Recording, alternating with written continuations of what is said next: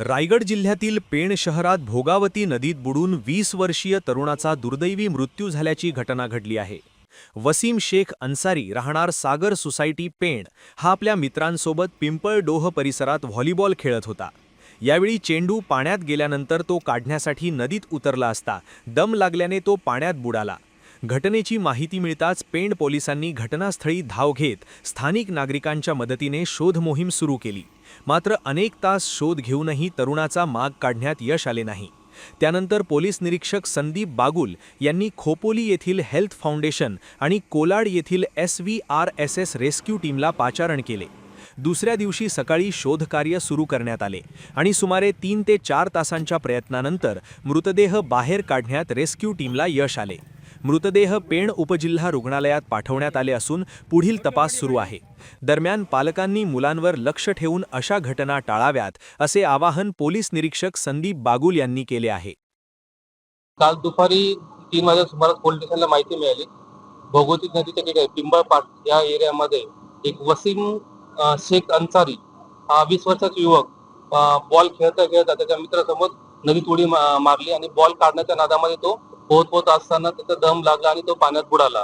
काल आम्ही दुपारी 3 वाजेपासून फायर ब्रिगेडच्या मदतीने व लोकल लोकांच्या मदतीने रेस्क्यू टीम तयार केली आणि त्याचा शोध घ्यायचा प्रयत्न केला, परंतु काल संध्याकाळपर्यंत त्यात आम्हाला यश मिळालं नाही।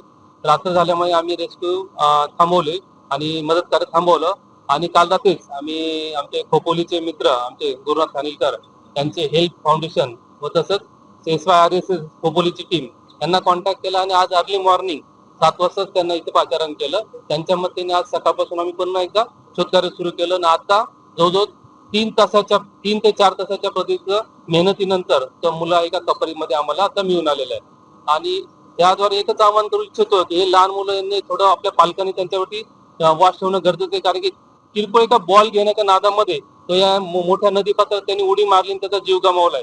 आम्ही सर्व पालकांना आव्हान, सुट्ट्या जरी लागल्या असतील तरी आपल्या बालकांना आपल्या पाल्यांना जपा, जेणेकरून असा कुठलाही इन्सिडेंट होणार नाही। धन्यवाद। काल संध्याकाळी आम्हाला निरोप मिळाला की भोगावती नदीमध्ये या एका तरुणाचा मृत्यू झालेला आहे। तो मुलगा काहीतरी बॉल पकडण्यासाठी गेला होता आणि त्याचा त्या ठिकाणी बुडून मृत्यू झाला। काल संध्याकाळी येऊन रेकी करणं किंवा रेस्क्यू ऑपरेशन करणं अत्यंत जिकिरीचं होतं, म्हणून आम्ही आज सकाळी आलो। आज आम्ही सकाळी आल्यानंतर सकाळपासूनच सर्च ऑपरेशन सुरू केलं। मॅन्युअली आपण प्रयत्न केले, त्यानंतर आपण अंडर वॉटर कॅमेराचा वापर केला आणि त्यानंतर बऱ्याच उशिरानंतर आपल्याला त्या प्रयत्नामध्ये यश मिळालं। या ठिकाणी अननोन जागेमध्ये कोणी पोहायला जाऊ नये असं मला वाटतं, कारण या ठिकाणी अत्यंत धोकादायक अशा जागा आहेत। त्या जागेमध्ये तो मुलगा अडकला आणि त्याचा मृत्यू झालेला आहे। या ठिकाणी आम्हाला यश मिळालं, पण आमच्या सोबतीला SVRS म्हणजे आपली कोलाडची टीम आली होती, सागर दहीहंबीकर यांच्या मार्गदर्शनाखाली। आणि या ठिकाणी जे स्थानिक युवक आहेत त्यांनी आणि पेण पोलीस आणि त्याचप्रमाणे पेण फायर ब्रिगेडने आपल्याला चांगली मदत केलेली आहे आणि सगळ्यांच्या एकंदर प्रयत्नाने आपण या ठिकाणी याच्यामध्ये सक्सेस म्हणायला लागतं ना, पण काढण्यामध्ये यशस्वी झालो। ओके।